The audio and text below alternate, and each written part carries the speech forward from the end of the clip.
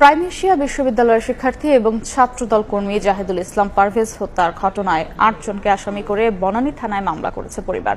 কেন্দ্রীয় কার্যালয়ের সামনে জানাজা শেষে হত্যার বিচারের দাবিতে বিক্ষোভ করেন নেতাকর্মীরা। সিসিটিভি ফুটেজ দেখে দ্রুত হত্যায় জড়িতদের গ্রেফতার করা হবে বলে জানিয়েছে পুলিশ।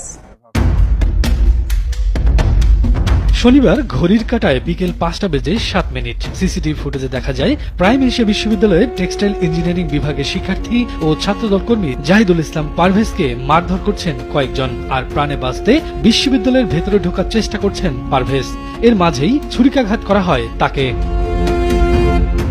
ঘটনার কয়েক মুহূর্তের মধ্যেই আহত পারভেজকে ভেতরে ঢুকিয়ে গেট বন্ধ করে দেন নিরাপত্তা কর্মীরা। পর্যায়ক্রমে ঘটনাস্থল থেকে চলে যান হামলাকারীরা।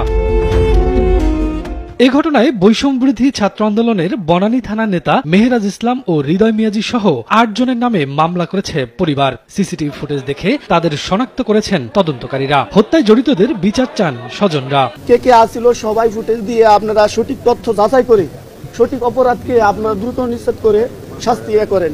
এদিকে রোববার নয়াপল্টনে সংবাদ সম্মেলন করে ছাত্রদলের এই কর্মীকে হত্যায় জড়িতদের দ্রুত আইনের আওতায় আনার দাবি জানান কেন্দ্রীয় সভাপতি। এই নির্মম হত্যাকাণ্ডের পরিকল্পনাকারী, ইন্ধনদাতা, হুকুমদাতা এবং হামলাকারী সন্ত্রাসীদের অবিলম্বে গ্রেপ্তার ও দৃষ্টান্তমূলক শাস্তির দাবি জানাচ্ছি। পরে বিএনপির কেন্দ্রীয় কার্যালয়ের সামনে পারভেজের জানাজা শেষে বিক্ষোভ কর্মসূচি পালন করে ছাত্রদল। এ ঘটনায় পাল্টা অভিযোগ করেছে বৈষম্যবিরোধী ছাত্র আন্দোলন। ছাত্রদলের বক্তব্যের নিন্দা জানিয়ে ভেরিফাইড ফেসবুক পেজে পোস্ট দিয়েছে প্ল্যাটফর্মটি।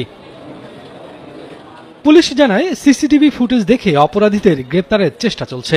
তদন্ত অব্যাহত আছে ও আসামির গ্রেপ্তারের চেষ্টা অব্যাহত আছে। আমার থানা থেকে 2টা টিম কাজ করছে আসামি গ্রেপ্তারের জন্য। এ ঘটনায় কয়েকজনকে জিজ্ঞাসার জন্য থানায় নেওয়া হলেও প্রধান অভিযুক্তরা এখনো পলাতক।